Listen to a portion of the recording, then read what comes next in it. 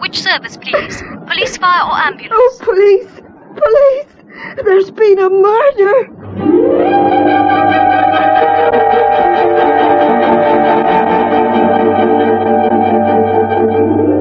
Robert Lang as Robert Cardiff in The Lucas Testament, a play for radio by Michael Robson, with Dulcie Gray and Geoffrey Segal. The Lucas Testament.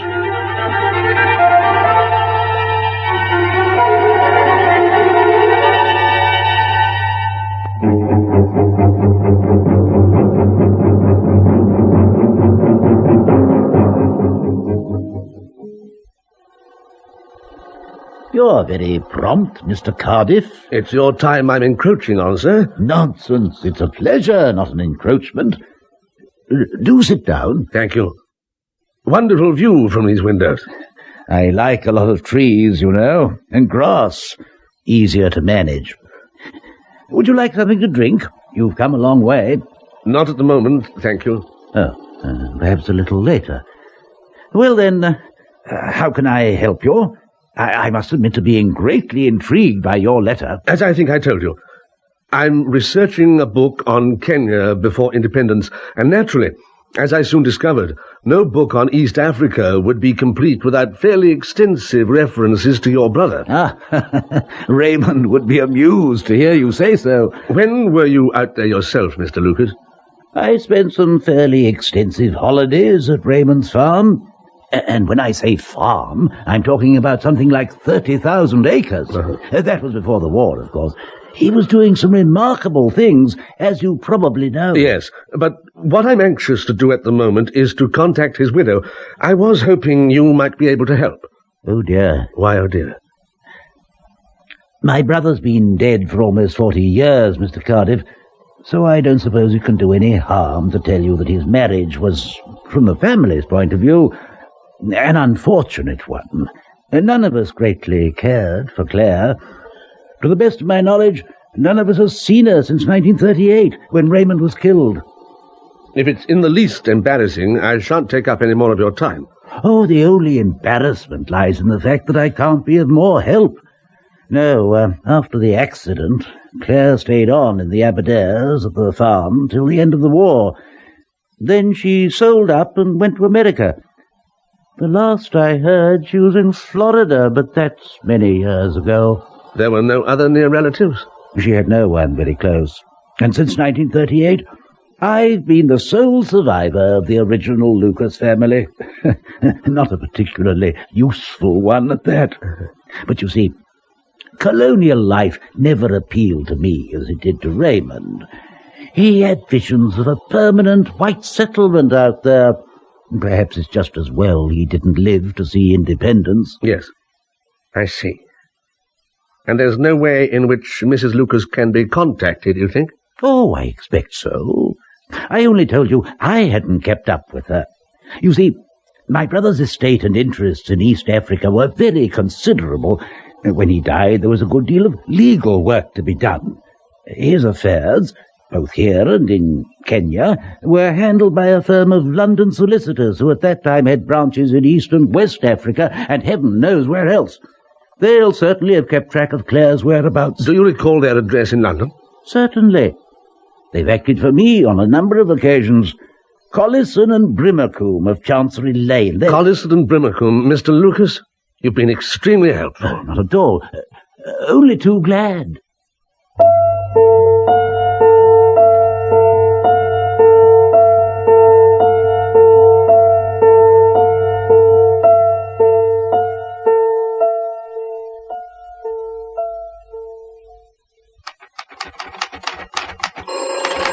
Blast. Robert Cardiff. Mr. Cardiff, good morning to you. This is Barclay Collison of Collison and Brimacombe, in answer to your letter of 14th of June. Mr. Collison, good of you to telephone me. I shall be replying to your letter, of course. But I'm telephoning now merely to emphasize that our client, Mrs. Lucas, has no wish to meet you. I beg your pardon? We advised Mrs. Lucas of your interest in the late Mr. Raymond Lucas. We urged your claims as a genuine historian, and we advised Mrs. Lucas that you would take up very little of her time. But she has instructed us to inform you that no such meeting will take place. But did she give any reason? Surely she must have had a reason. Is she ill? We are not concerned with reasons, Mr. Cardiff, only with conveying our client's wishes to you. But this is preposterous. I'm afraid that our client disapproves in the strongest terms of your intention to make a detailed biographical study of the late Mr. Lucas. What Lucas said and did in Kenya is a matter of history, Mr. Collison, not of a widow's whim. It's your privilege to pursue your vocation, Mr. Cardiff. It's our client's privilege to have nothing whatsoever to do with aiding you in your pursuit of that vocation. Did you make it clear to Mrs. Lucas that her late husband's brother is offering me every assistance with my research? Nothing that you mentioned in your letter of the 14th June was omitted in correspondence with our client. Her answer is still the same. No, Mr. Cardiff. Irrefutably, no. I see. You'll thank her handsomely, of course. All right, I'm coming. Morning, sir. Good morning. Mr. Cardiff? Yes? Robert Cardiff? Yes. What's this all about? Thorne, sir. Detective Chief Inspector Thorne. This is my colleague, Sergeant Ropner. How do you do, sir? How can I help you? Can we step inside and talk, sir? I hope this isn't going to take long. Yes, come inside if you must. Well, sit down. I can't offer you any tea because at the moment I'm out of tea and I never drink coffee. But if 10 in the morning's not too early for liquor, you're welcome to whatever you see on the drinks table there. Thank you, sir. No. Well then, what can I do for you? Miss Anne Lawrence, you know her? Yes, of course. Why? She hasn't had an accident, I hope? Can you recall when you last saw her? When you recall why you're here, I may be able to recall when I last saw Miss Lawrence. You're a writer, sir, I believe. Yes. You regard yourself as a professional. I'm regarded as one. Why? Sergeant Ropner and I are regarded as professionals, too. We conduct investigations in our own way. So, when did you last see Miss Lawrence? A few days ago. Sunday. Is she all right? Would that have been at the luncheon party given by Mrs. Bryant and her son? Yes, it would. Since you know this already, why... We understand that you left that party at the same time as Miss Lawrence, sir. I'd like you to go now.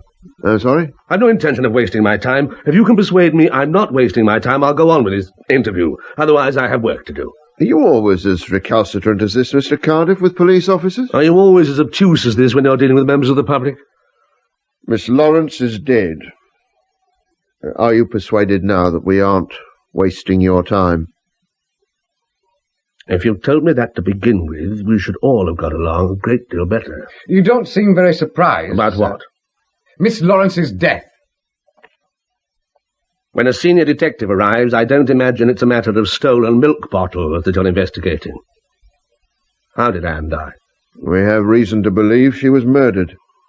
Then I'll help you as much as I can. That's very charitable of you. Oh, for God's sake.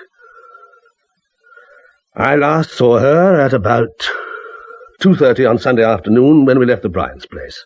You all left at the same time? Diana Hayward, a friend of Anne's, drove Anne to her cottage. Well, that was her intention, at any rate. And you? What did you do? I drove a friend of mine back here. Your friend's name, sir? Barbeton. Sonny Barbeton. He came up for the weekend. Where from? From London. You'll find his address in the Green Book by the telephone. Under B. Did you have occasion to telephone Miss Lawrence later that day? No. Did you go out at all later that day? Extensively. Oh, perhaps you'll tell me about it. I took Mr. Barbeton to the local station, Tream, at about 7. He wanted to catch the 7:45 from Norwich to London. Well, Tream's not far away. Hardly call that extensive travelling. From Tream, I drove to a place near Warham Station. On your own? No. But I understood you left Mr. Barbeton at Tream Station. It wasn't Mr. Barbeton I took to Warham Station. It was a young woman called... I forget the name for the moment. I see. You took this young woman, whose name you've forgotten, to Warham Stacey. Where'd you go from there? Back here. Directly? As directly as the lanes would allow. Yes, sir. Reaching here when? I don't know. I don't make a habit of consulting my watch every time I enter the house. It's important to us. It was still light. Perhaps 9, a quarter past. I don't know. And thereafter you stayed in? Yes. No visitors? None. No telephone calls? I don't think so. I can't remember. Then have you remembered the name of the young woman you took to Warham Stacey? It was Halifax. I don't recall her Christian name offhand. Just an acquaintance, perhaps. I've never met her before in my life. Yet you drove her 30-odd miles to Warham Stacey? She was a stranger. She was expecting to be met at Tream Station by her brother, but he hadn't shown up. And it was a Sunday, and there was no available public transport, so I took her to her brother's home, near Warham Stacey. Look, is this relevant, Inspector? I really don't see how my actions can have any possible bearing on the death of Miss Lawrence. How well did you know her, Miss Lawrence? Quite well. We were quite friendly. But no more than that. We were quite friendly.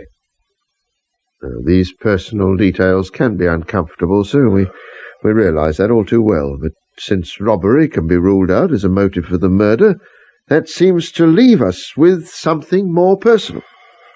We're asking you no more than we're asking everybody else who knew Miss Lawrence. Yes. Well, you've had my answer, haven't you? Indeed, we have. What did the gentleman say, Ropner? Question. How well did you know Miss Lawrence? Answer. Quite well. We were quite friendly. Quite friendly. Have you anything to add to that, sir? I have a question. Please, feel free. When was she murdered?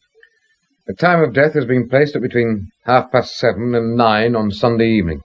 Just the period, Mr. Cardiff, when no one but you and the mysterious Miss Halifax can vouch for your whereabouts.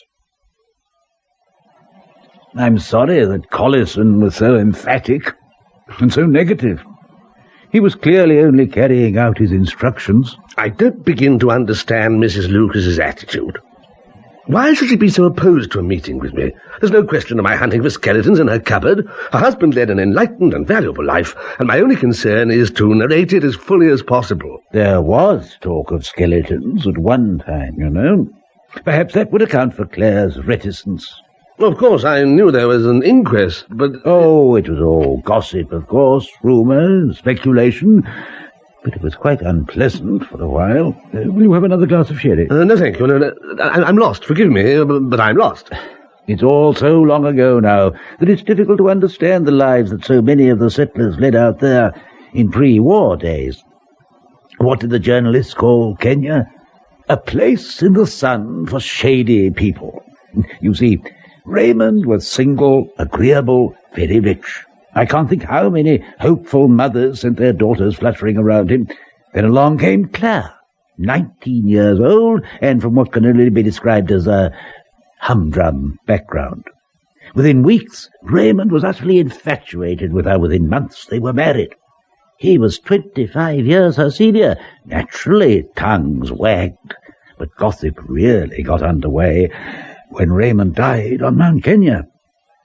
Did he fall, or was he pushed? Exactly. Raymond was extremely wealthy. In Nairobi and Mombasa, people talked of nothing else for weeks. But as you know, the coroner found, quite properly in my opinion, that Raymond's death was a misadventure. Presumably, Mrs. Lucas inherited the entire estate. No, she didn't. And she was piqued, I remember. You see, Raymond left a third of his capital towards the foundation of a veterinary college near Kisumu. But what she did receive was very considerable. I don't know the details myself, but I do know that by the time she was 21, Claire must have been one of the richest people in the colony.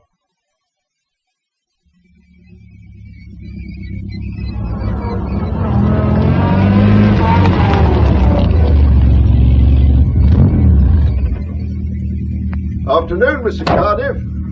Glad you've come home. Was I expecting you? One or two details I'd like to go over with you again, if you please. If they're relevant. Miss Halifax. What did she tell you? Absolutely nothing. For the simple reason that we can't find her. Then you have incompetent officers. Now, if you'll excuse me... I can assure you that there's no one by the name of Halifax lives in or anywhere near the village of Warham Stacey. And I can assure you they do. I took the wretched girl there myself on Sunday. A dismal-looking house between two cornfields, about a mile from the village. You could identify it on an Ordnance Survey map. It's extremely unlikely. We made a number of false starts, found ourselves down rural cul-de-sacs and on lanes that led nowhere in particular. Oh, doesn't it strike you as odd that the house should be so hard to find? How should it be odd if that's where her brother lives? Well, it's evidently a hiring. He's in the Air Force, stationed at Coldershall, I imagine. You didn't mention this at our last meeting. Because it's immaterial. Do you remember anything else now? The girl's Christian name, for example. Her name was Susan. She was tall, slim, fair-haired, about 22. Trendy dresser in a blue denim sort of way.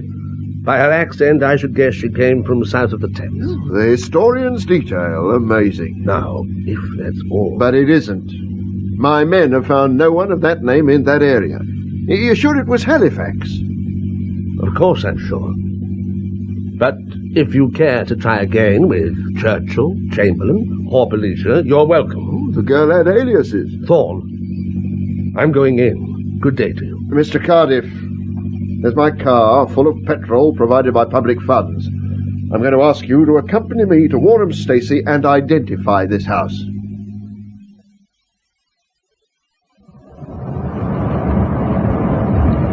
Left here. No, left. You're sure? I'm far from sure. I can only guess, as I did on Sunday. Nothing en route to jog your memory, I suppose? There was a water tower. On our left, I recall, when we drove between the two cornfields. There's a tower on our right, beyond those trees. Would that be the one? Yes, that's the one.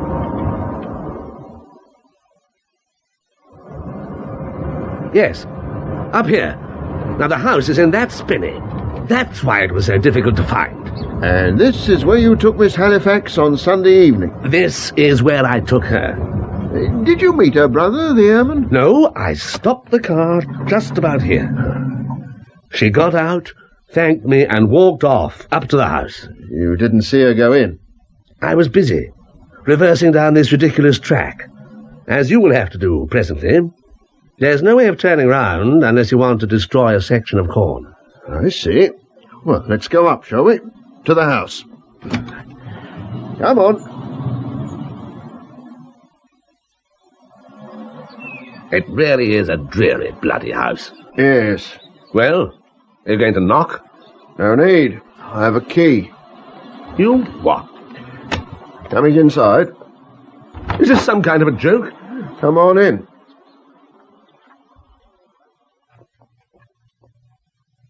It's empty. Apart from dust and cobwebs, yes. No one's lived here for 3 years. But this is crazy. I dropped the girl off at the bottom of that path, and away she went, up here. But not inside, evidently. What the hell's been going on? Well, Sergeant Ropner and I are wondering very much the same, sir. Your alibi has disappeared. But I was there, not 10 yards away. You're sure it was this house? You're sure it was Sunday evening? Of course I'm sure. How could I possibly imagine such a journey? Well, there is an alternative, of course. No, it's not one likely to recommend itself to you. Alternative to what? You allege that between 7 and about 9:15 you were bringing the girl here, then returning to your cottage. I allege nothing. It's a fact. Yes, sir. Meantime, in Miss Lawrence's diary, there's an entry for last Sunday which I find baffling. She was expecting a visit from you at 8 that evening.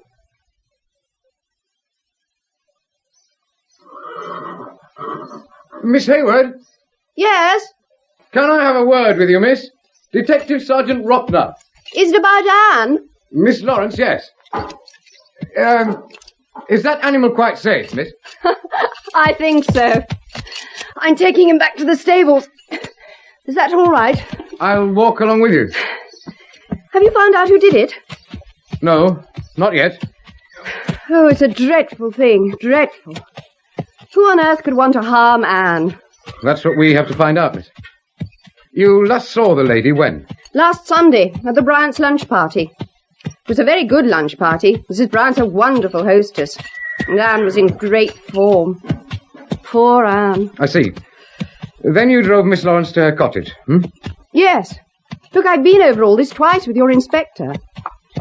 We arrived about 4 o'clock, I suppose. And then you went home? No, we had a cup of tea first. How was Miss Lawrence? Did she seem cheerful? Well, she had a bit of a headache, but then we'd all had quite a bit to drink at lunch. Oh, do shut up, Templar.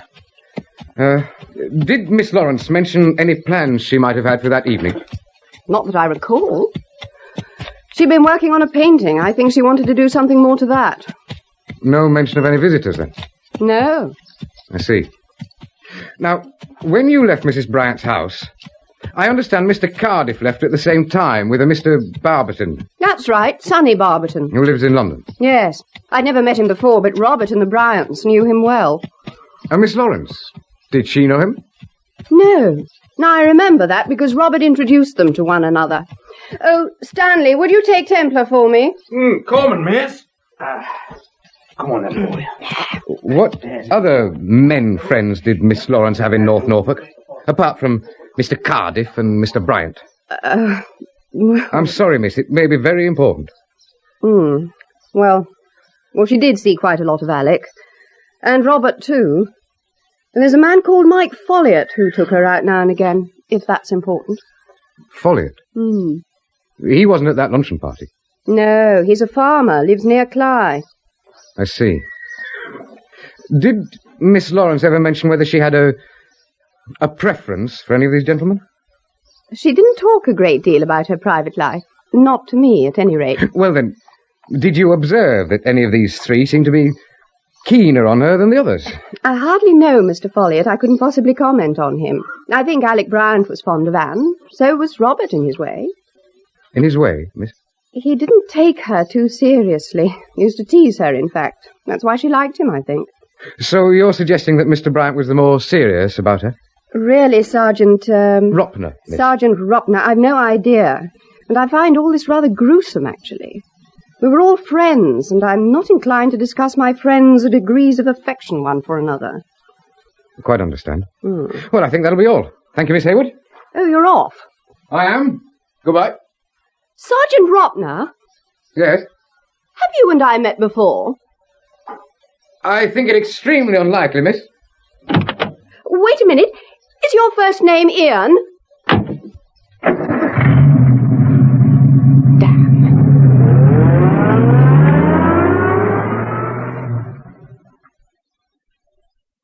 But the odd thing is, Robert, I'm certain I've met him. You live in Norwich?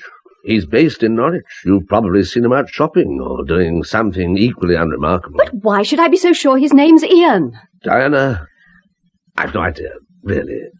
Oh, I'm sorry. You're preoccupied. Would you like me to leave? No, of course not. Stay as long as you like. It's just... I suppose the reality of Anne's death is just beginning to hit me. She was so vital. It's horrible. And that sergeant, grubbing around in our lives. He was taking enormous pleasure in trying to discover who Anne was sleeping with. Second-rate people leading second-hand lives. They depress me. Would you like a drink? That's it.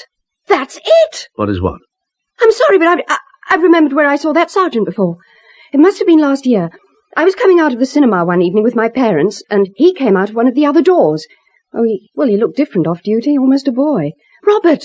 He was with Anne. He was what? I tell you, she introduced him to us. Are you sure? I'm certain. Then say nothing. Say nothing at all. Keep it to yourself. It might be a card to play. When we know more about Mr. Ropner and his boss. I'm sorry to be intruding, Mrs. Bryant, but these questions must be asked. Now, how close was Robert Cardiff to Miss Lawrence? He was fond of the child. We all were. What more can you expect me to say? You can be fond of your dog or of stamp collecting, but you're not likely to commit murder on that account. Are you suggesting that Robert killed her? The idea's absurd. Now, I meant to suggest nothing. And the fact is that she has been murdered, and the sexual motive is still one of the commonest there is for killing.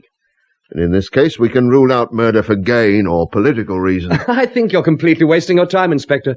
We all thoroughly enjoyed ourselves at the luncheon party on Sunday. And do you suppose for a moment my mother wouldn't have noticed it if someone were harbouring a murderous resentment against someone else? Nevertheless, the lady is dead, and she was murdered. A motiveless murder by a person unknown is so unlikely as to be inadmissible, Mr. Bryant. I find the whole situation so horrible, I can hardly believe it's happened at all. Ours is a quiet and civilized community, Inspector. We don't behave like animals. I'm perfectly certain that if one of us had had a difference of opinion with Anne, we should have resolved it with discussion, and not with violence. Nobody begins life as a murderer, but just look at English social history over the past 100 years. You find the highest proportion of murderers come from the middle classes, and the majority of those were closely related to their victims, either by blood, marriage, or the sexual act. Bravo, bravo. That's all we needed. I have reason to believe that Miss Lawrence, if not actively promiscuous, was on the friendliest of terms with a number of gentlemen. Well, good Lord, man, of course she was, and why not? She was free, attractive, of age. Among them yourself, Mr. Bryant. I've told you she was attractive. And wealthy. Oh, come on. Wealthy enough in her own right, and much wealthier still on the death of her parents. But this is something you wouldn't know about, perhaps. It's not something we'd even think about. No one in the particular circle we inhabit is sufficiently short of money to be self-conscious about the subject. Yet the possession of wealth is recognizable. Well, no one after 5 minutes in my company would assume me to be a rich man.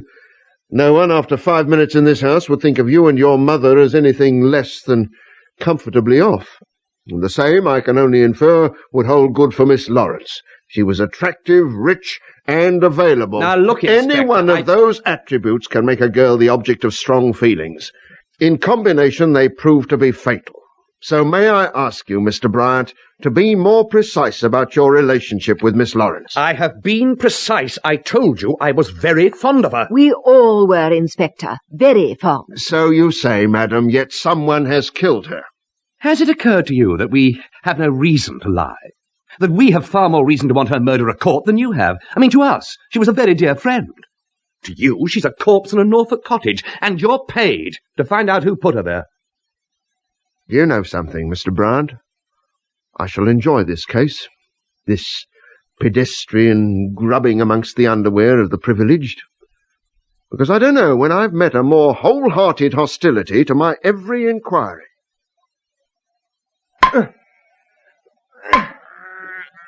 Sergeant Ropner? Yes, Mr. Foiliort? Yes.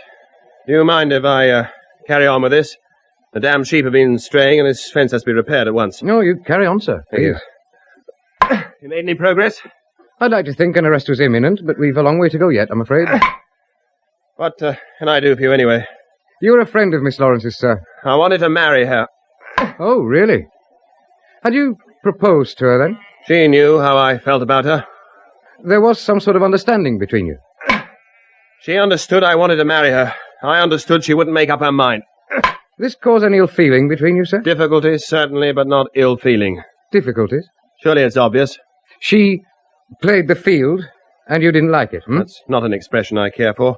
And it led to difficulties. When did you last see the lady? Oh, God, this look! I loved her, and someone killed her.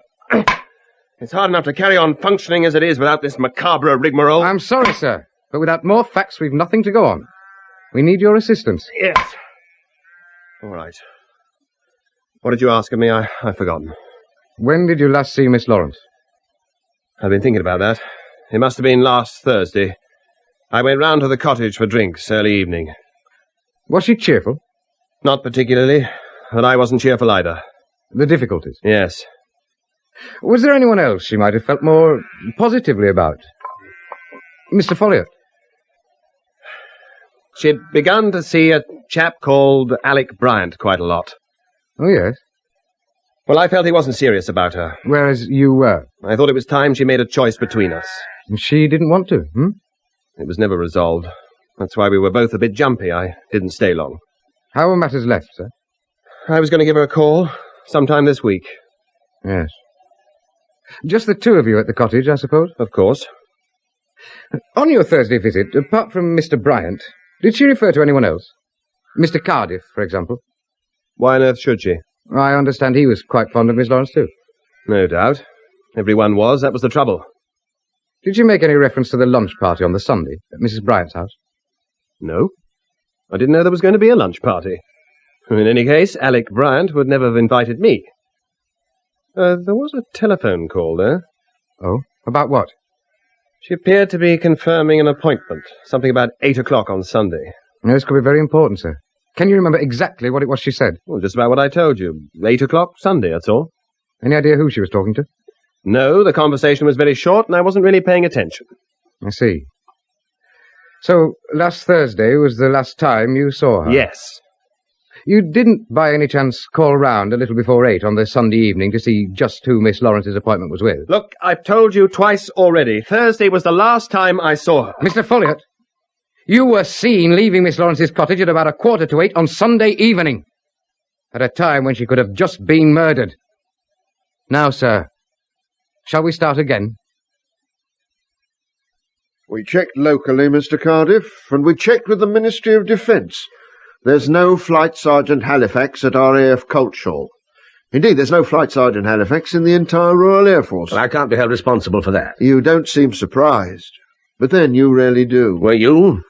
Once we'd established that the house was empty, it was obvious that someone was playing a perverse, practical joke. In theory, you could have invented the entire story. We aren't concerned with theory.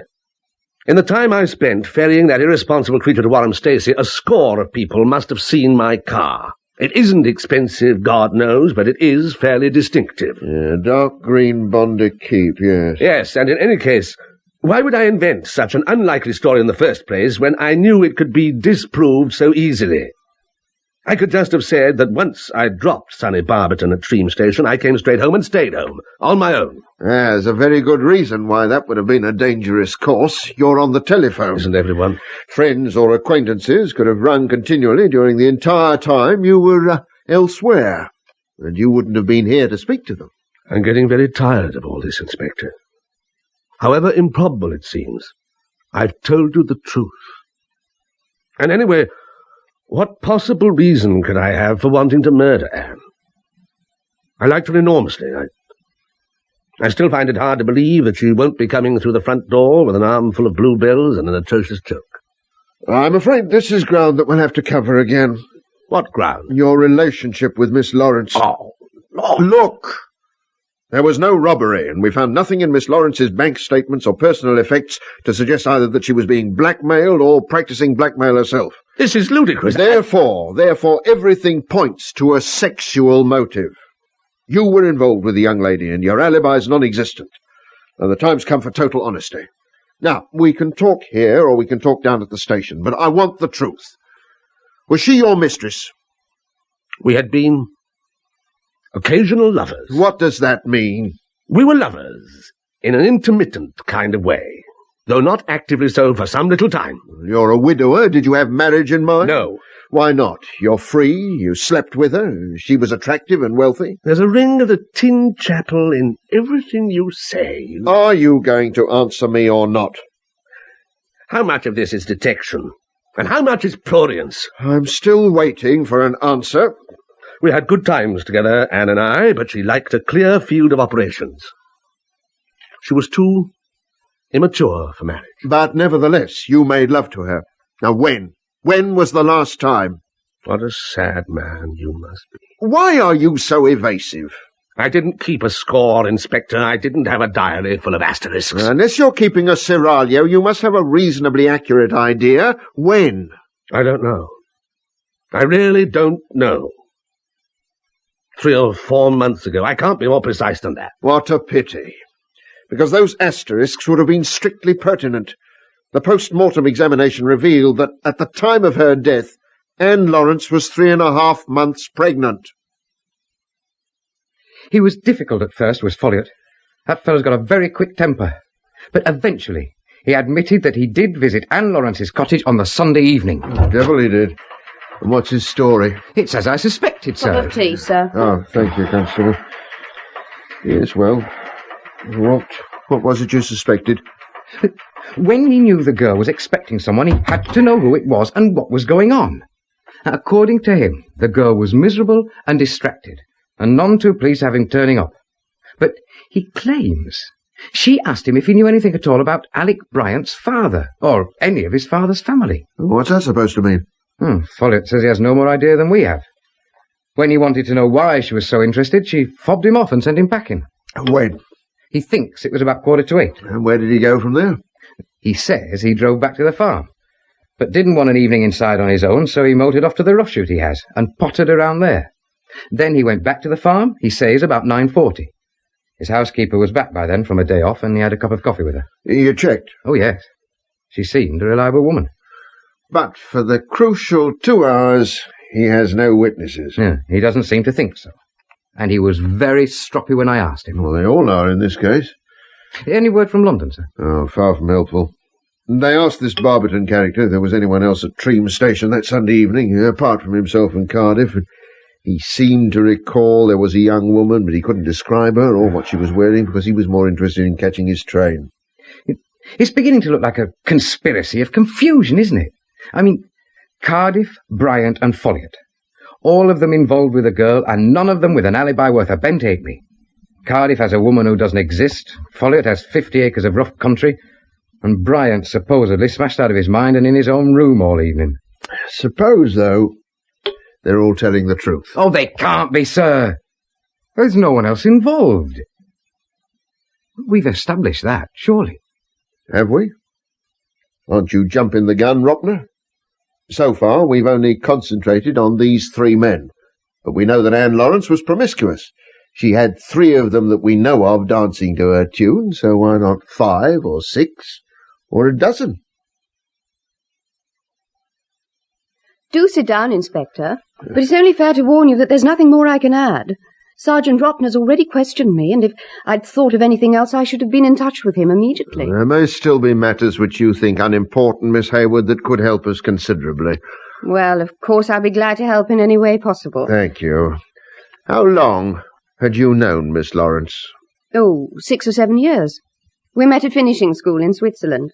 Sometimes she'd stay with us here, and I spent a couple of Christmases with her people in Wiltshire. And thereafter? We shared a flat in London for a while.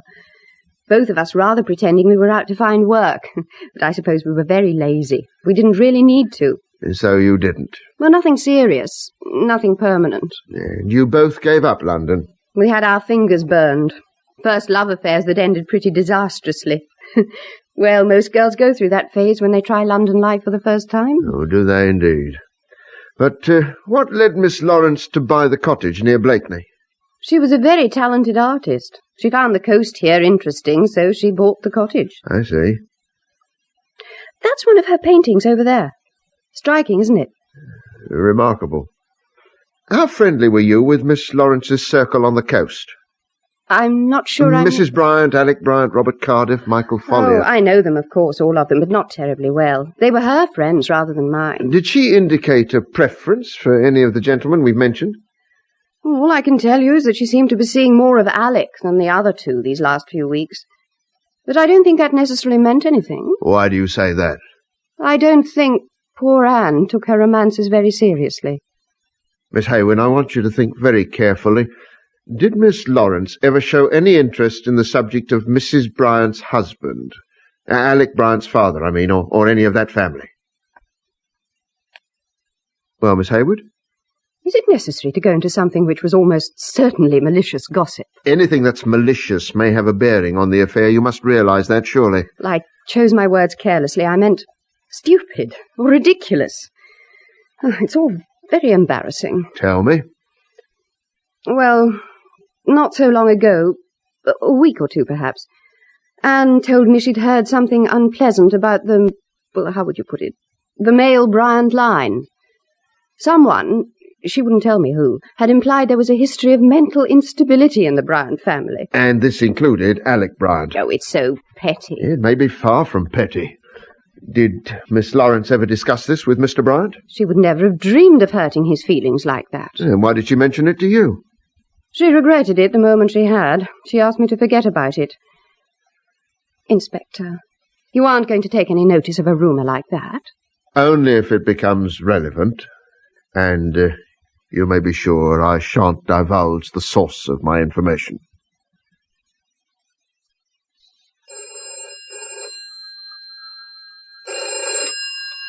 Barbeton?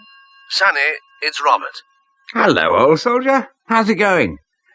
Police cracked the case yet? They've hung out dirty linen from the wash to Colchester. They're no nearer a solution than I am. But they spend the greater part of their time with me. Behaving with an insolence I shouldn't have thought possible outside of Z-cars. Yes. I had a taste of it the other day. Yes. Look, Sonny, can you put me up tomorrow night? Yes, delighted. I need a break from the CID. And I'm onto something with the Raymond Lucas story I'd like to follow up. Mr. Bryant, did the subject of marriage ever occur in recent conversation between yourself and Miss Lawrence? Marriage? Well, I suppose it's something everyone talks about from time to time. That's an answer to something I didn't ask, so shall I put it another way? Did you ever propose marriage to Miss Lawrence? Certainly not. Anne was a charming girl, Inspector, but she was much too young in years and temperament for Alec. Many an older man has married a younger girl. Attraction, marriage, they aren't always based on parity of age or character. Nevertheless, the question never arose. I wonder why. Well, surely that's my business. He just told you it didn't.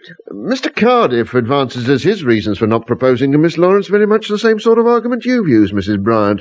She was too immature, too fond of her independence. On the other hand, Mr. Foiliort tells us he was most anxious to marry the young lady. What? And has indeed proposed marriage to her on several occasions. Well, it's the first I've heard of it. The fellow hardly knew her. She refused him, he contends, because over the past few months she was much too preoccupied with you. Oh, but this is absurd. How could Mr. Foiliort possibly have known about Anne's feelings for Alec? But if these feelings did exist, and Miss Lawrence didn't, as you've just told me, make them known to you, Mr. Bryant, then I wonder why she didn't. Was it because she feared what marriage might bring? What's that supposed to mean? Might she have worried about conceiving children whose mental stability could be at hazard? Do you realize what you're implying, Inspector? Someone implied it to Miss Lawrence, not too long before her death. And I'm hoping you may be able to throw some light on why such a slander should have been made.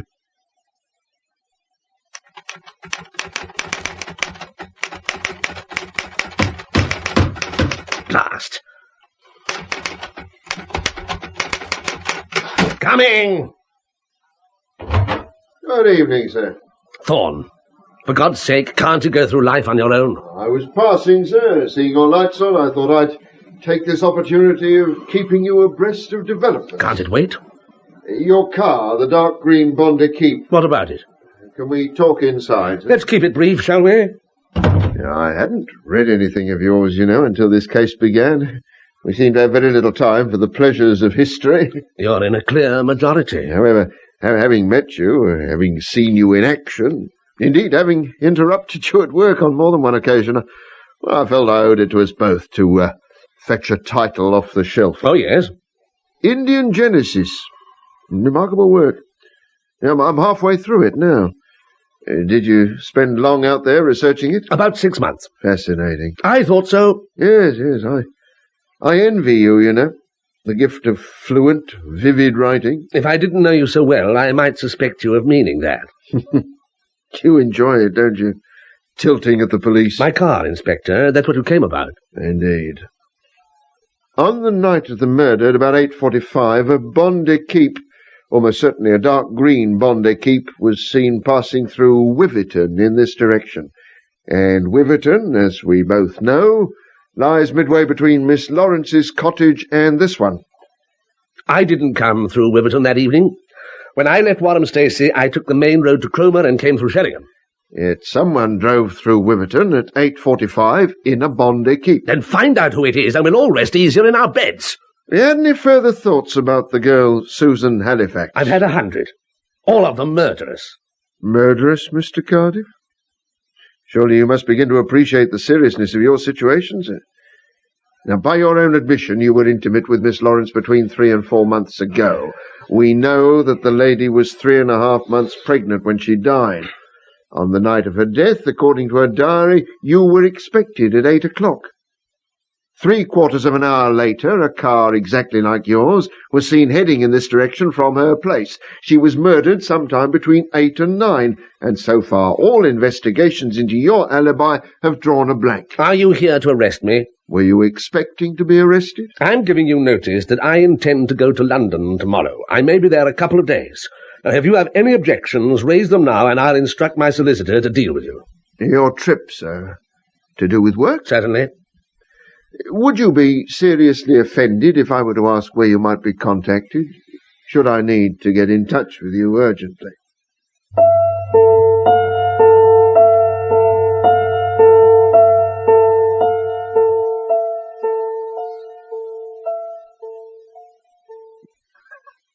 Take it easy, Squire.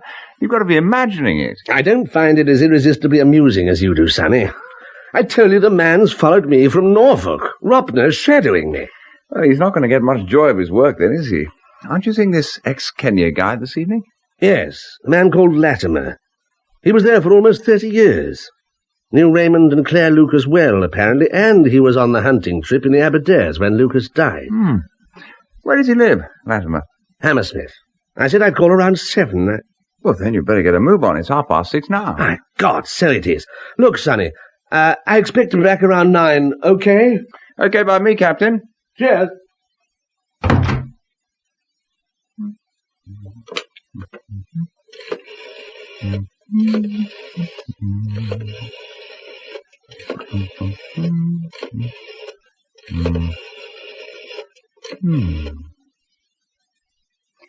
Barbeton here.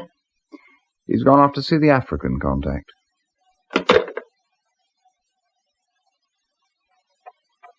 Look, I've told you before, I was not on intimate terms with Anne. She seemed keener on Mr. Bryant's company than yours. We've been through this so often. A murder was committed, Mr. Foiliort, and questions will never cease until the murderer is brought to trial. But I loved her. I loved her and I wanted to marry her.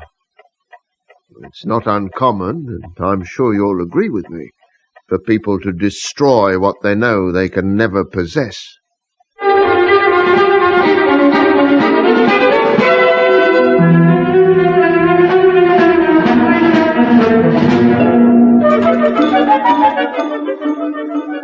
And how did it go with Latimer, Squire? No, he was a charming old boy.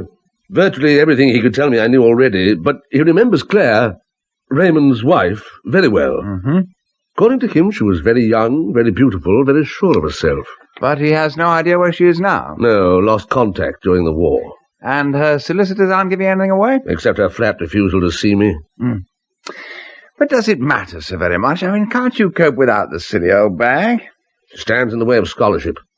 And I don't believe anyone has the right to do that. She could tell me more about Raymond Lucas than 20 Keith Latimers. In any case, a bag she may be. She's certainly not old. Oh, come off it. Didn't you say she married Lucas 40 years ago? She was 19 when she married him. In 1937. She can only be 57 or 58. And with all the money she's got, she could be passing herself off as a glamorous 45 for all we know. Can't understand why she never married again. Well, how do you know she didn't? The solicitors would have told me, surely. Anyway, Collison referred to her as Mrs. Lucas, so I assume she's settled for widowhood. With all that money, she probably didn't fancy sharing again.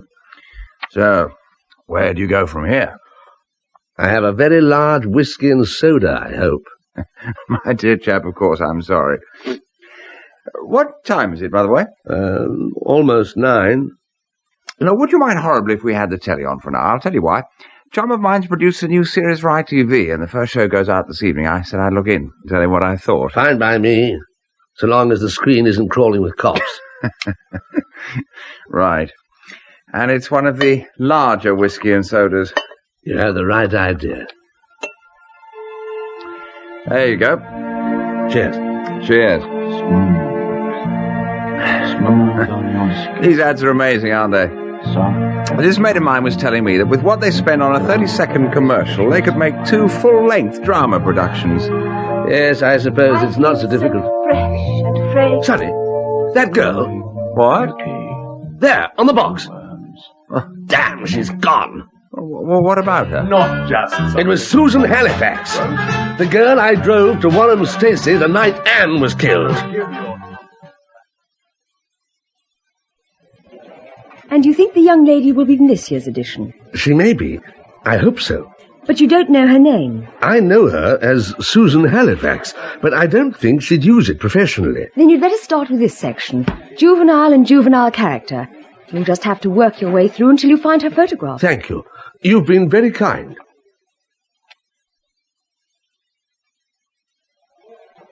Found her yet? I think so. Yes, I'm sure this is the girl. She had fair hair when I knew her, but Oh, they often wear wigs, particularly if they're doing commercials. Nita Powell. Yes. But she doesn't appear to have an agent. Then she'll have left a number with us, where she can be reached. It is a professional inquiry, sir. Absolutely. Cardiff Productions. Of course. Just a moment. There we are. Powell. Yes. I'll write it down for you. You've been very helpful. I hope you find her there. So do I. You might call it a matter of life and death.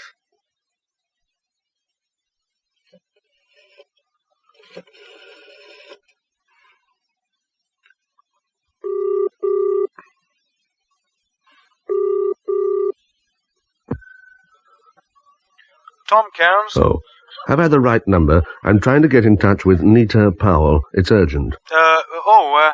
Nita's out modelling today. Any idea when she'll be back? Hang on. Anybody got any idea? Hey, you got any idea when Nita's coming back? Oh, right, I'll tell him. Yeah.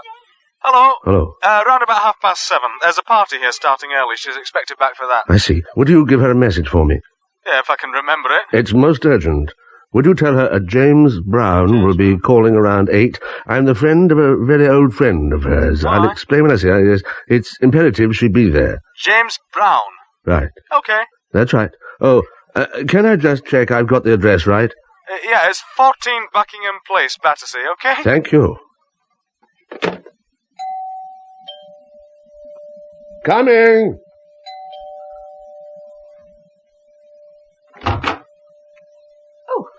Hello. Good morning. Is Sonny here? Not back yet. I'm Maggie Clement. Robert Cardiff. How do you do? How do you do?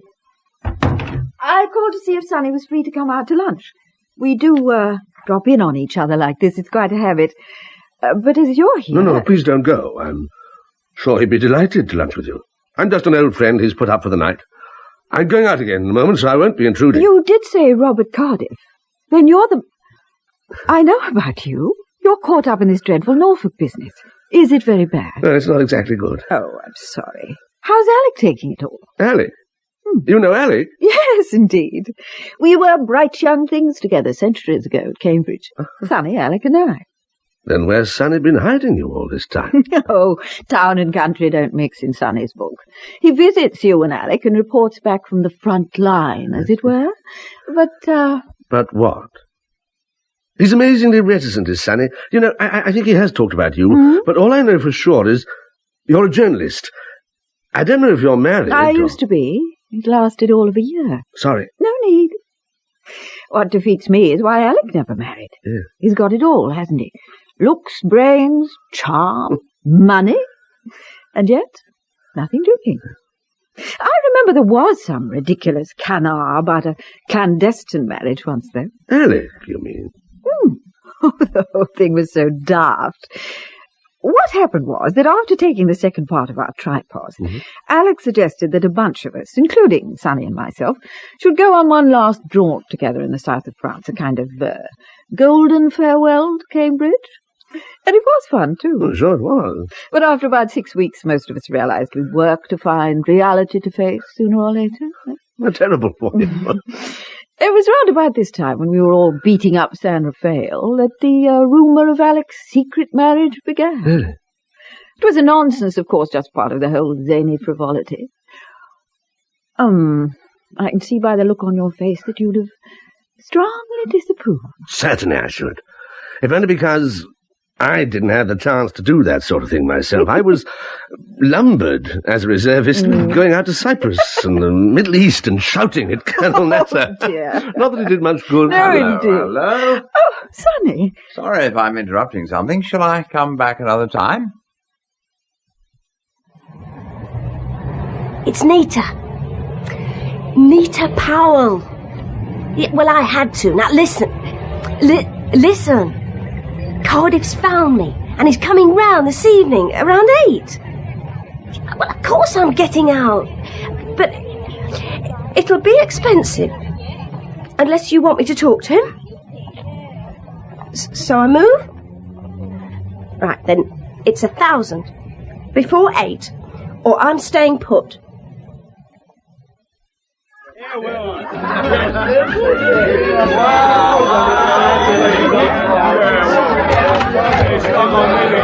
Hello, the name's Brown. Oh, yes, I remember you. You gave Nita my message. Sure? About it, she. I reckon, somewhere. Hell of a din, yes. They call it a party. Well, you better come in. Have you seen her recently? She may be in her room, boozing on her jack. Where's her room? First floor, first door, and don't bother to knock. She'll never hear you through all this racket. All righty. I didn't know she went for the older man. Hey, my way. There you go.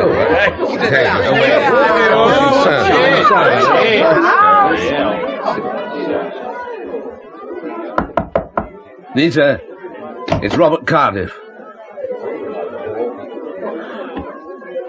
Miss Powell, it's time to stop playing games, Nita.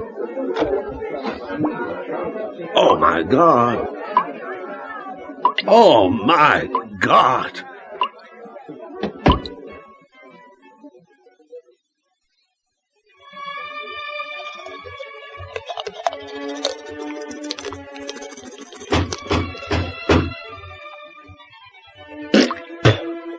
Is there ever any peace around here? Morning. I wonder you don't pitch a tent in my garden. So much more convenient for you. How was the London trip? Busy. May I come in? You always do. Why hesitate now? Thank you. Have you come to tell me it was the butler all the time? For a man whose mistress was murdered, you take it all very flippantly. Inspector, we care very little for one another's company. Why do you keep calling? Because, so far, nothing has assured us that your story of the drive to Warham Stacey is a truthful one.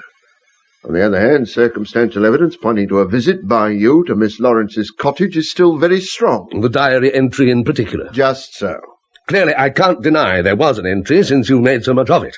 But I can deny I ever made the appointment Anne wrote down. I'd hardly expect you to say anything else. Then where do we go from here? I was rather hoping you might have some other explanation for that entry. I have no other explanation. Now tell me again. What did it say, exactly? 8 p.m., Robert, here. 8 p.m., Robert, here. That's something Anne would never have written. Well, it was there, I assure you. But she invariably called me Bobby. It's something you can easily check. No one else has ever called me Bobby. Do I look like one? Why should she call you Bobby? Oh, it began as a tease. Deliberate provocation. Eventually it stuck, I suppose. Because coming from Anne, it didn't sound so idiotic. Did she ever write it to you? Have you anything to prove she always called you that, even on paper? We didn't write to one another because we both had telephones. Look, surely it's obvious. Whoever paid Susan Halifax to give me an empty alibi also murdered Anne and forged that entry to incriminate me further. If that were so, then we can rule out the possibility of the murderer being anyone in Miss Lawrence's circle here. Because according to you, everyone knew she called you Bobby and not Robert. But we're not talking about textbook homicide. We're talking about a human being who killed once and was panicking like hell. They made a mistake with that entry. Isn't that how murderers are caught? Mr. Cardiff, you're a historian by profession. Ever try your hand at fiction? No, I can't attend any meeting. I'm investigating a murder, and that has priority. Goodbye. Got some interesting stuff here, sir. Don't you ever knock before you come in? I did knock, sir. Then either your knuckles have gone soft or I'm going deaf. What is it, anyway? It's about Cardiff's Bondi Keep. King's Lynn police have just reported that a dark brown Bondi Keep was hired from a firm in their patch. When? 2 days before the murder. A young woman, driving licence registered in the name of Nita Powell, hired the car on the Friday. Car was returned to the garage on the Monday morning before it opened for business. Big deposit never reclaimed. Nita Powell. You sure that was the name? Oh, I'm sure, sir. It's the name of that telex from Scotland Yard this morning. Right. She's the model who was killed in Battersea last night.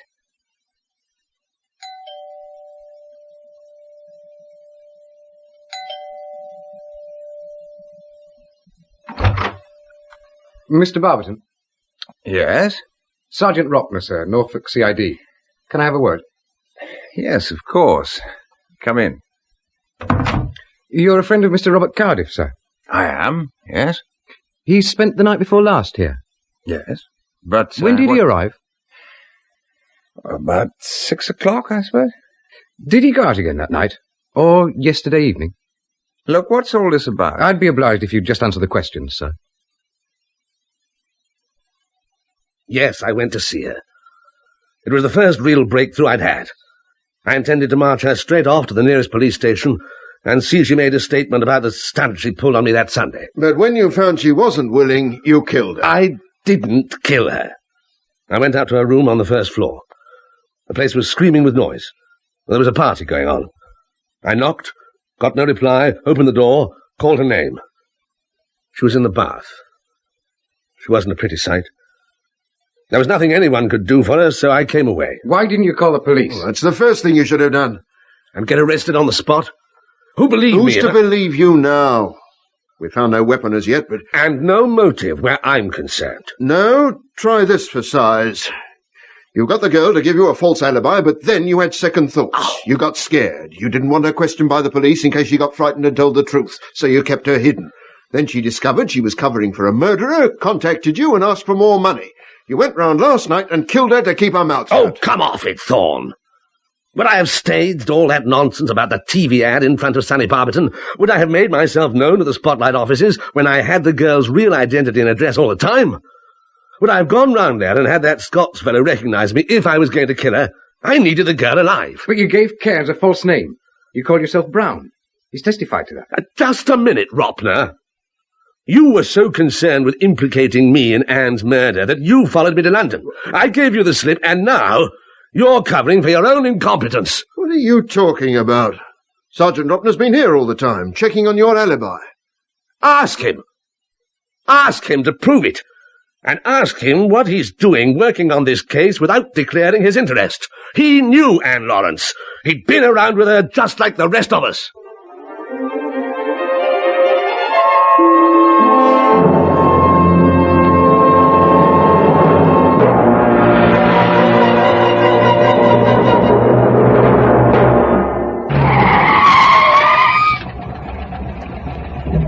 Now, you'd have better be good, Ropner, or by God I'll have you.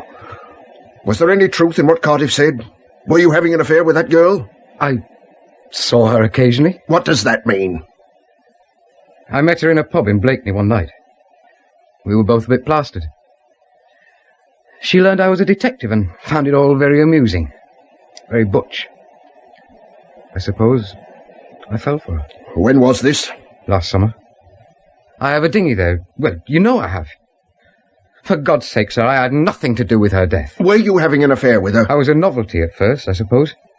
She found it amusing to go out with me on the side. She tried to pump me about cases I was working on. But I never mixed with her set. She'd drive into Norwich occasionally. We'd go to a cinema or a bowling alley. Just have a drink. A bowling alley. Was that all? Ropner! I was crazy about her. But I realised it wasn't going to last. This summer I only saw her a couple of times. She always had some excuse for not meeting me. When did you last see her? Last Sunday. Last Sunday? Now I've heard everything. When last Sunday? About 7. In the evening? Yes, it would have to be. That girl's cottage must have been busier than Clapham Junction. It was my day off. I rang her from Norwich. She was being evasive, wouldn't commit herself to a meeting. I drove up to Blakeney and took the dinghy out. I came back and called at the cottage. Anne gave me the brush off. I wasn't there more than a quarter of an hour. Pausing only to hit her on the head with a blunt instrument. She was alive when I left her. And she was alive when Foiliort arrived. I saw him go in. And then I went back to Blakeney. Ropner, even if you'd been just an ordinary, typical, evasive, bloody-minded member of the general public and you'd concealed this for so long, what do you think the police reaction would be? But you happen to be a copper. When this inquiry began, it was your first duty to declare your interest in the affair to the investigating officer, me. Never have let you within 100 miles of this case, and you know it. Now, either you've been the biggest bloody fool ever to join this force, or you were out to cover your tracks as you went along. All I wanted was to nail the bastard who killed her. I'm suspending you from duty as of now. When we get back to Norwich, you'll make out a statement giving every last detail of your association with Anne Lawrence. There'll be an independent inquiry, and if you've been lying, I'll personally see to it that you get the longest sentence in the book. Look, Robert, I'm sorry, but I had no choice. I had to tell them what I knew. Yes, it wasn't your fault. But is there anything at all I can do to help instead of dropping you in deeper? Robert? That is one possibility. Yes? But it's not going to be too pleasant for you. Oh, for God's sake, what are friends for? It's going to mean helping one friend at the expense of another. What are you driving at? Sonny, I wanted to do some research for me. Oh, sure. Name it. The other morning, Maggie Clement was telling me about the hijinks you and Alec and she had in the south of France, when you'd all just come down from Cambridge. I don't see the relevance, old soldier. Give me a chance. Maggie mentioned that at one time in that summer of 57, there was a rumour in your set that Alec was involved in a clandestine marriage. What? That he married secretly. Absolute nonsense. I mean, I'd have been the first to know. Alec and I were living in one another's pockets the whole time. Well, you said you wanted to help. Well, yes, of course I do, but I just don't I think it bears investigation. But the police would never let me leave the country, and I'm not going to them with any more wild stories. I wanted to help, but if you'd rather not, just say so, and I'll get on to a private detective. Well, of course I'll do what I can. Could you fly to San Rafael tomorrow? I suppose so, yes. They must have records of all marriages solemnized there, whether they were civil or ecclesiastical. You know better than anyone the period you all spent in San Rafael. Can you check there for me? Oh, certainly. But I don't see what bearing that could possibly have on events at your end. Neither do I, as yet. But it spreads the suspicion a little bit more equitably. I've been over every barrel they've rolled at me so far, and I'm sick of ending up my arse in the dust. I know. Look, Robert, I'll nose around San Rafael, and I'll telephone you at once, whether I've come up with something positive or not. What time is it? Why do you ask? What time is it, Alec? Oh, it's about 11, I suppose. 11 in the morning, and you're drinking already. Why not? Pull yourself together. It's not over yet by any means. If that man Thorne sees you like this, he's going to put every sort of false interpretation on it. I want to get out. I'm tired of being cooped up in here. I want to get away for a while. Well, you can't move until the police say so, and the only way to deal with them is to stay sober, at least until lunchtime. Yes, well, we haven't all got your self-control. That's obvious, the way you've been behaving recently. Or at least I behave like a human being. And what precisely does that mean?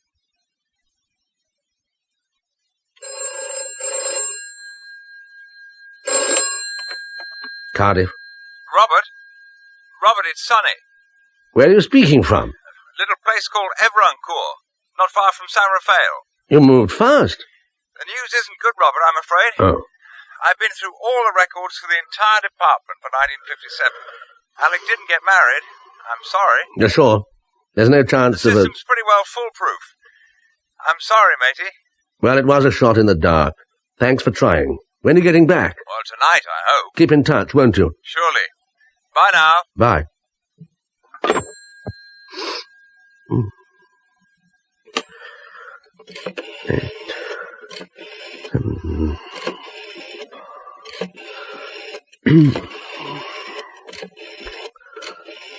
Yes.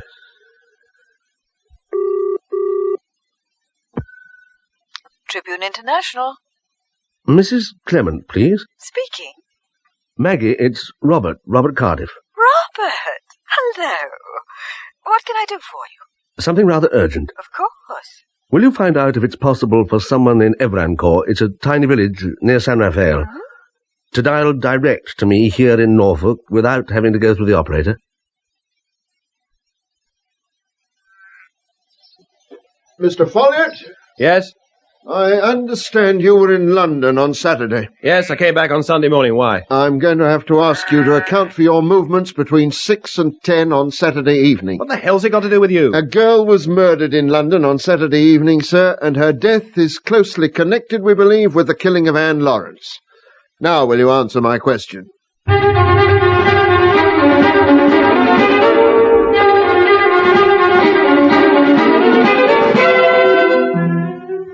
It's very nice of you to drop in on us, Robert.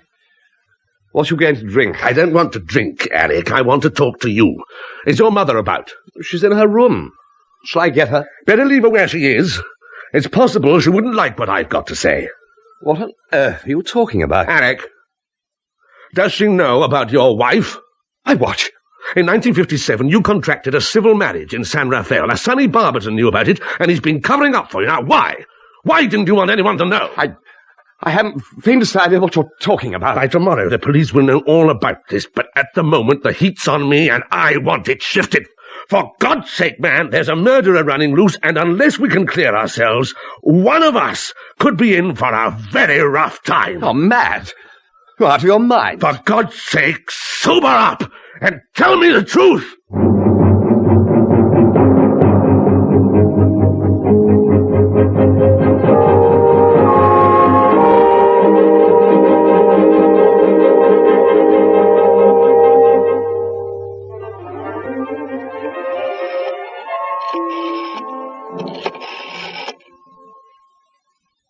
Inspector Thorne, this is Patricia Bryant.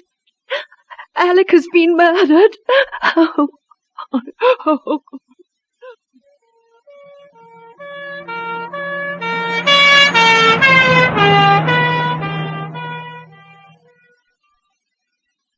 In your own words, Mrs. Bryant, and in your own time. I was upstairs in my room. It must have been about 9:30. I'd had a headache, and I was dozing. And then I heard voices raised in the drawing room. A terrible quarrel was going on. I came downstairs and heard a gun go off twice. Then the door was flung open, and Robert Cardiff came out. He looked dreadful, white and shaking. He was carrying a revolver. I called out to him, and he looked at me as though he were blind. "What's happened?" I said. "Where's Alec?" He started to go to the front door. I tried to stop him. He flung up his arm, and then the gun must have hit me on the forehead. When I recovered, I went into the drawing room. Alec was lying by the fireplace. There was blood everywhere. I saw he was dead, and I almost fainted. I opened the French windows, and I was very sick. As soon as I could, I telephoned you.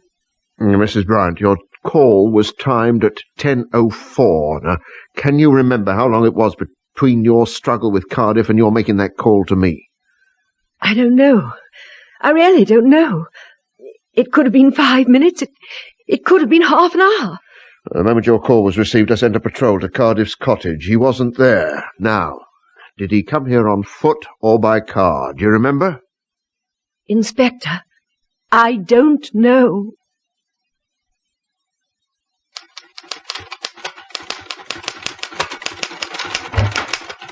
Good morning. Can I help you? Mr. Collison, is he in? Have you an appointment? It's vital I see him at once. Mr. Collison is free from 3:30 till 4. If it's urgent, I'm sure he'll see you then. Sir, where are you going? Who the devil? We've spoken by telephone. My name's Cardiff. Are you insane? How dare you burst into my office like this? Will you kindly leave? Look, Mr. Collison, look at that. I wish to look at nothing, sir. I intend to... A certificate of marriage, recording the wedding of Alexander Mackenzie Bryant, bachelor, to Claire Patricia Williams, spinster. Where have you heard that name before? Claire Patricia Williams? I think you'll agree, Collison, that it's time you and I looked at the last will and testament of Raymond Lucas.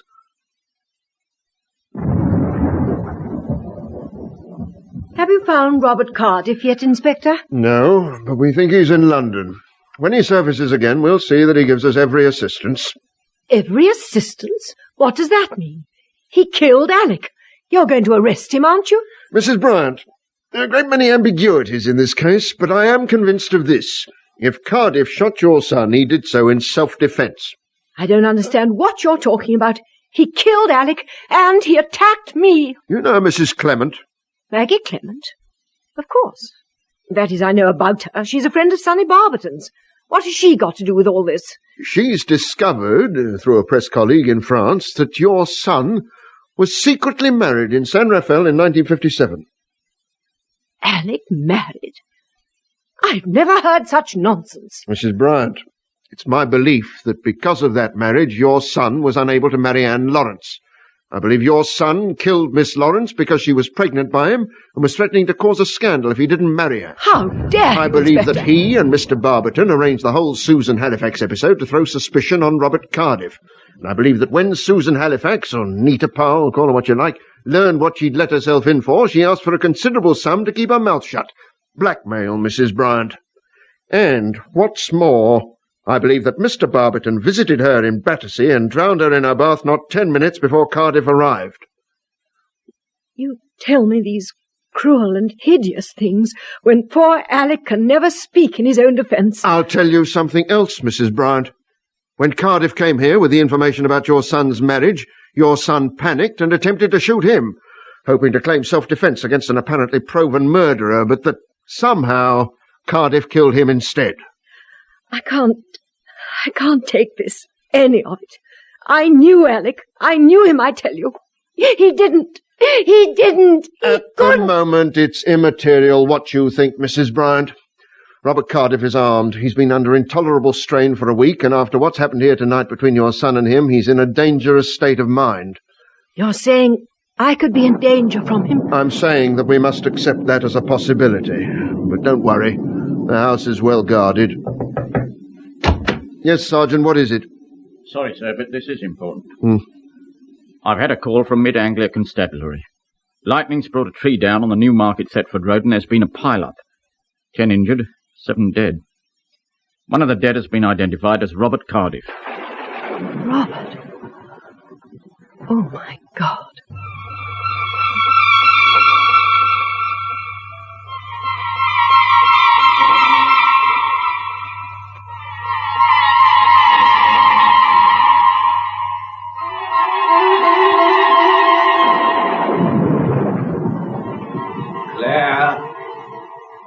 Claire!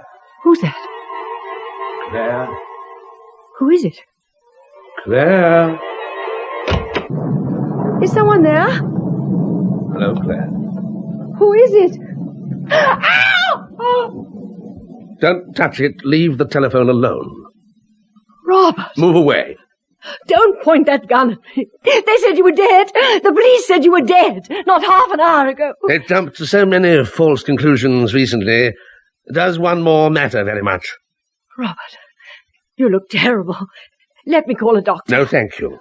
Oh, Robert, Inspector Thorne was here saying the most dreadful things about Alec and Sonny. It's a nightmare. And now you, please, let me call a doctor. Rain, thunder, a lonely house. It's story time, Claire. The story of my book, a true story, and you're going to listen. Why do you keep calling me Claire? In Nairobi, in 1937, a marriage was solemnized between Raymond Lucas and Claire Patricia Williams. She was less than half his age, attractive and mercenary. You're ill. Nairobi, Lucas, Williams. What are you talking about? You're mad. By the time Raymond Lucas died, he knew how mercenary his young wife was. He left her a considerable annuity for life, but only on condition that she didn't marry again. If she did, the annuity ceased. At a more suitable time, I'd be delighted to hear about your work, but not now, please. For 19 years, the young widow remained single, but she had too much to lose if she remarried. Then, in 1957, she met and disastrously fell in love with Alec Bryant. My son has never married. I believe you. Oh, I believe you. Because you never had a son. Alec was your husband. You're insane. No, Claire, not insane.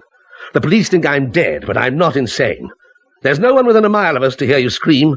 You've killed 2 people and caused a third to be murdered. I wouldn't find it hard to kill you out of hand. You were 39 when you met Alec. He was 21. You were wealthy and attractive. He was infatuated. Perhaps with you, and certainly with your money. He loved me. If you say so. He loved me, or he would never have married me. I think you made marriage a condition of his sharing your fortune. You were greedy for youth, but you were greedy to preserve your annuity, and so was Alec. So, as it happened, was Sonny Barbeton. Sonny made the arrangements, didn't he, for that insignificant little civil marriage? You must have paid him well for his silence. Because if Collison had ever discovered your marriage, you would have lost the annuity and been prosecuted for fraud. So, Sonny's flat is in your first married name, Claire Lucas. It's from there you deal with Collison, with Sonny ringing you whenever letters arrive. Oh, it was a charming little deception, and it continued for 18 years, when I began to research the life and work of Raymond Lucas. Can you imagine the hell it became, having to pretend that Alec and I were mother and son? It was shameful, humiliating. You were a fool to marry him in the first place. Once you came back to England, he'd got you where he wanted you. And he was able to carry on his little affairs here in Norfolk quite openly. Our marriage was happy at first. Wonderful. It couldn't have lasted. His other affairs never lasted. But Anne Lawrence destroyed him. Promiscuous little slut. She may have been feckless and casual, but she loved Alec and wanted to marry him. I tried to dissuade her. I did everything I could to avert a tragedy, but she wouldn't listen to reason. I knew what Alec was like. Spoiled, lazy, immature, greedy. But I loved him.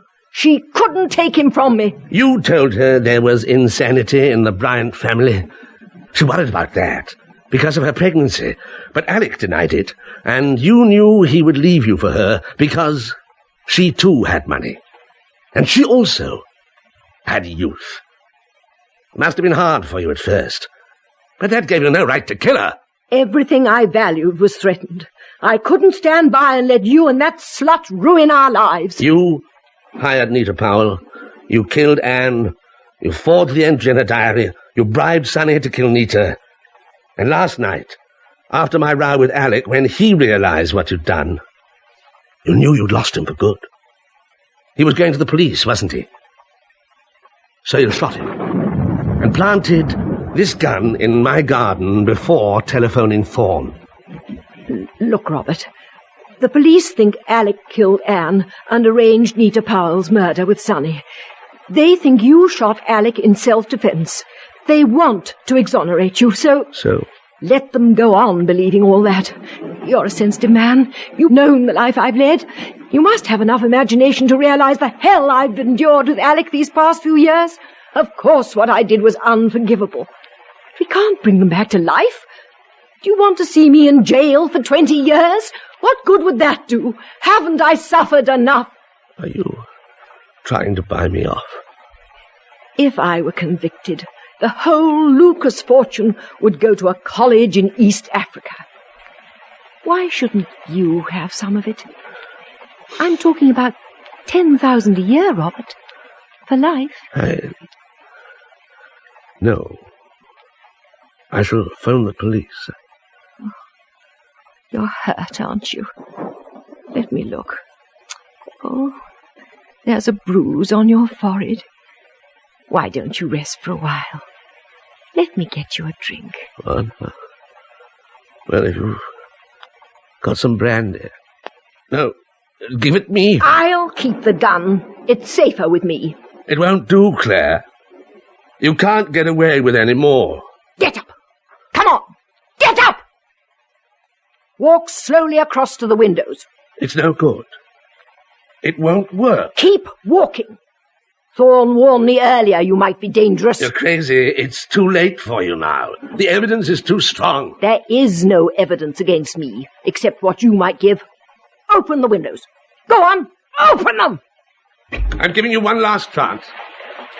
Let me call the police. Give me the gun.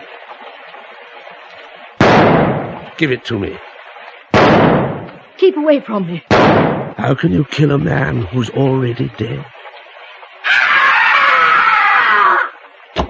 I'll take the gun, Mrs. Bryant. Sergeant, close the windows. Right, sir. Blanks, Claire. Blanks. Provided by the police. Oh, my God. We needed to get a confession out of you. Everything was too circumstantial. We'll be taking you down to Norwich, Mrs. Bryant, and charging you formally there. Better pack what clothes you need.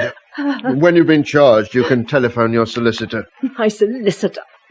You can do nothing on hearsay evidence. You petty men! Get her things together, Sergeant. Take her to the car. Get her out of my sight. Come along, Mrs. Bryant. I think I'd like a copy of your book when it comes out, sir. I'll accept the olive branch, but there'll be no book now. Not on this subject. Not from me. So where will the pennies come from now? I don't know. I don't know. Oh, we better get you home, sir. Come on. Sonny, Alec, Nita Powell, Anne. The sad thing is, I was more than half in love with Anne. Didn't begin to realize it till all this hit me. And what about Foiliort? And young Ropner? Come along. The havoc, Thorne. The unremitting havoc of it all.